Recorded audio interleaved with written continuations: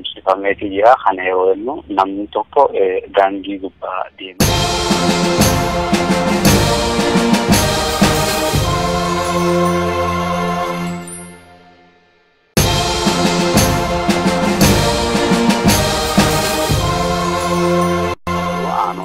Baadiyyaa fagoo jiranillee dabalatee jechuudha.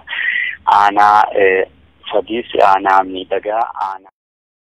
Egaa akkuma guutuu Oromiyaa bakkeewwan garaagaratti uummanni miira gaddaa keessatti du'a artistii fi qabsaa Oromoodhaa Haacaaluu Hundeessaa irratti raawwatamee wal qabate miira gaddaa keessaa jiru baasee ibsachaa jira. Bu'uuruma kanaan akkuma guyyaa kaleessaa guutummaa godina Harargee Lixaatii fi godina Harargee Ba'aa keessatti uummanni miira gaddaa olaanaan liqimfamee gadda isaa kallattii garaagaraatiin ibsachaa jira. Bu'uuruma kanaan guyyaa har'aan tanaa ganamarraa kaasee guutuu aanota godina Harargee Ba'aa keessatti lagannaan gabaa adeemsifameetii jira. Kana yeroo jennu namni tokko daandii gubbaa deemaa jiru aanota baadiyyaa fagoo jiranillee dabalatee jechuudha.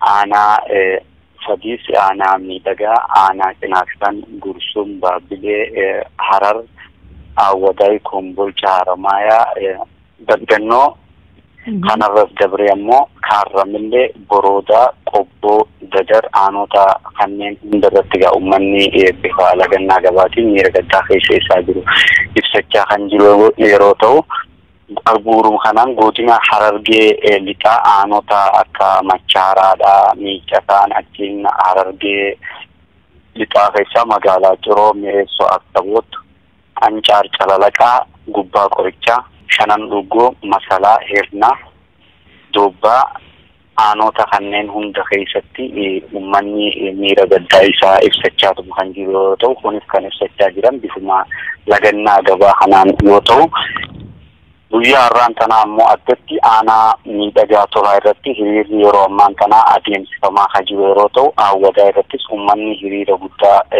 ganamarraa jalqabee adeemsisuudhaaf yeroo ta'u, humni waraanaa adda facaasee ture. Ammas sa'aatiin isinii bilbilaa jiru kana uummanni hiriira bee jira. Dhukaasni guddaan uummata irratti baname.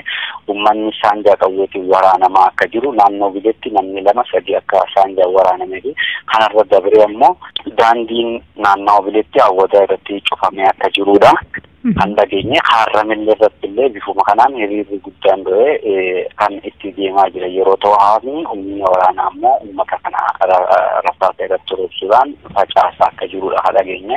Kanarra dabree ammoo aanaa Dadar magaalaa Qobbootii fi baadiyyaa keessatti illee humna waraanaa guddaa buusuudhaan mootummaan uummata irraa dhiibbaa geessisaa akka jirudha. Nama tokko karaa dubbachuu argatan akka hin dhiisne kan himanii. Kun kanumaan osoo jiru gizee gama Harargee Lixaatti sinachi deemu namoota kaleessa wareegaman sirna awwaalcha isaanii raawwachuudhaaf hawaasni osoo deemaa jiru dhukaasa irratti bananii nama tokko naannoo gandaa qusannaa fi miilarra rasaasaan kadhaa yeroo ta'u, bakka awwaalcha isaanii adeemsisaa jiranittis ammoo dhukaasa irratti banuudhaan deemanii qabrii gubbatti namoonni miidhaman akka jiranidha. Garasii dhageenye uummanni nama irraa du'ellee sirnaan awwaalachuu hin dandeenye. Humni waraanaa gosa hunda naannichatti qubsiifamee kan jiru yeroo ta'u, humni addaa poolisii Oromiyaa, poolisii Gibileedhaa, Makkalaakiyaa, poolisiin federaalaa uummata dabaree meetira irra dhaabbatee nama hararratti argee uleedhaan akka hin jiraanne godhee geggeessaa kan jiru yoo ta'u, magaalaa Hararii fi magaalaa Dirree Dhawaatti humni waraanaa akkasumatti buufamee yoo dhiirti karaa gubbatti argamte dhiirsifata karaa gubbatti argamnaan uleen seeddaqan yoo ta'u, Awwadaayittis dhiirti bahuun uggurameetu ture. Uggura san cabsuudhaan namni hagabbee jechuudha.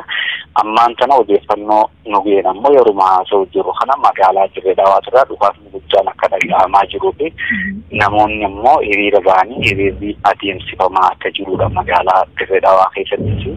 Egaa guutuma godina Harargee Lixaatii fi Harargee Ba'aa dabree ammoo naannoo Hararii fi magaalaa Dirree Dhawaattis uummanni hiriirri guyyaa har'aan tanaa adeemsifame. Hayyoonni keenya agartuu ija keenyaa ta'an Baqqalaa Garbaadhaatii fi Jawaar Mohammad guyyaa kaleessaa qabamuudhaan wal qabatee hiriirri har'aan kana itti deemaa jirullee miira gaddaatiin uummanni kan liqimfame aanota garaagaratti bifa lagannaa gabaatiin ibsachaa kan jiran gadda isaaniitii fi mormii hayyoonni Oromoodha. Marsaa lammaffaa osoo gaddii biraa itti galtee jirtu hidhaa irratti raawwatame kana balaaleffachuudhaan mana bakka adda addaatti hambaan jechuudha. Hanga ammatti odeeffannoon qabnu kan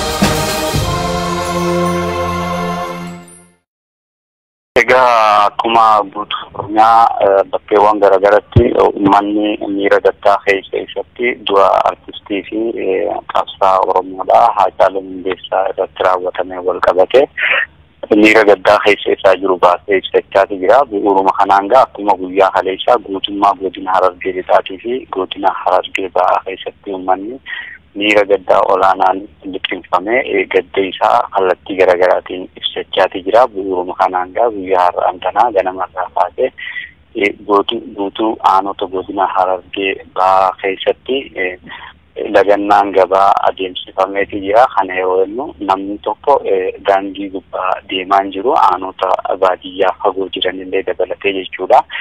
Aanaa Fadiis, aanaa Miidhagaa, aanaa Cinaaqsan, Gursum, Baabilee, Harar, Awwadaay, Kombolcha, Haramayaa, Daggannoo kanarras dabree ammoo Kaarramillee, Boroodaa, Qobboo, Dadar aanota kanneen hundarratti uummanni bifa lagannaa gabaatiin miira gaddaa keessa jiru ibsachaa kan jiru yeroo ta'u, bu'uuruma kanaan godina Harargee Lixaa aanota akka Machaaraadha, Miicataan, achiin Harargee Lixaa keessa magaalaa Ciroo, Mi'eessoo, Aksaboot, Ancaar, Calalaqaa, Gubbaa Qorichaa, Shanan Dhugoo, Masalaa, Hirnaa, Doobbaa aanota kanneen hunda keessatti uummanni miira gaddaa isaa ibsachaa kan jiru yoo ta'u, kunis kan ibsachaa jiran bifuma lagannaa gabaa kanaan yoo ta'u, guyyaa har'aan tanaa ammoo addatti aanaa Miidhagaa Tolaa irratti hiriirri yeroo ammaan tanaa adeemsifamaa kan jiru yeroo ta'u, Awwadaa irrattis uummanni hiriira guddaa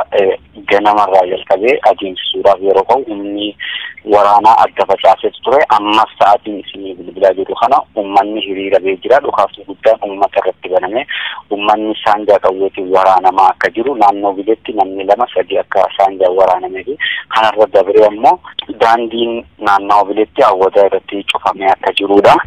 Kan dhageenye Harramillee irratti illee bifuma kanaan hiriirri guddaan kan itti deemaa jira yeroo ta'u, haasni humni waraanaa ammoo uummata kana rasaasa irratti roobsuudhaan facaasaa akka jirudha kan dhageenye. Kanarra dabree ammoo aanaa Dadar magaalaa Qobbootii fi baadiyyaa keessatti illee humna waraanaa guddaa buusuudhaan mootummaan uummata irraa dhiibbaa geessisaa akka jirudha. Nama tokko karaa dubbachuu argatan akka hin dhiisne kan himanii. Kun kanumaan osoo jiru gizee gama Harargee Lixaatti sinachi deemu dubbisnu namoota kaleessa wareegaman sirna awwaalcha isaanii raawwachuudhaaf hawaasni osoo deemaa jiru dhukaasa irratti bananii nama tokko naannoo gandaa qusannaa fi miilarra rasaasaan kadhaa yeroo ta'u, bakka awwaalcha isaanii adeemsisaa jiranittis ammoo dhukaasa irratti banuudhaan deemanii qabrii gubbatti namoonni miidhaman akka jiranidha. Garasii dhageenye uummanni nama irraa du'ellee sirnaan awwaalachuu hin dandeenye. Humni waraanaa gosa hunda naannichatti qubsiifamee kan jiru yeroo ta'u, humni addaa poolisii Oromiyaa, poolisii Idileedha, Makkalaakiyaa, poolisiin federaalaa uummata dabaree meetira irra dhaabbatee nama hararratti argee uleedhaan akka hin jiraanne godhee geggeessaa kan jiru yoo ta'u, magaalaa Hararii fi magaalaa Dirree Dhawaatti humni waraanaa akkasumatti buufamee yoo dhiirti karaa gubbatti argatte dhiirti karaa gubbatti argamnaan uleen seeddaqan yoo ta'u, Awwadaayittis dhiirti ba'uun uggurameeti ture. Uggura san cabsuudhaan yaa namni hagabbee jechuudha. Ammaan tana odeeffannoo nu ga'een ammoo yeruma haasa'u jiru kana magaalaa Dirree Dhawaatirraa dhukaasni guddaan akka dhaga'amaa jiruu fi namoonni ammoo hiriira ba'anii hiriirri adeemsifamaa akka jirudha magaalaa Dirree Dhawaa keessattis. Egaa guutuma godina Harargee Lixaatii fi Harargee Bahaa dabree ammoo naannoo Harargee fi magaalaa Dirree Dhawaattis uummanni hiriirri guyyaa har'aan tanaa adeemsifame. Hayyoonni keenya agartuu jafeenyaa hataan Baqqalaa Garbaadhaatii fi Jawaar Mohammad guyyaa haleessaa qabamuudhaan wal qabatee hiriiraan kana itti deemaa jirullee miira gaddaatiin uummanni kan liqimfame aanota garaagaratti bifa lagannaa gabaatiin ibsachaa kan jiran gadda isaaniitii fi mormii hayyoonni Oromoodhaa marsaa lammaffaa osoo gaddii biraa itti galtee jirtu hidhaa irratti raawwatame kana balaaleffachuudhaan bakka adda addaatti hambaan jechuudha hanga ammatti odeeffannoo qabnu.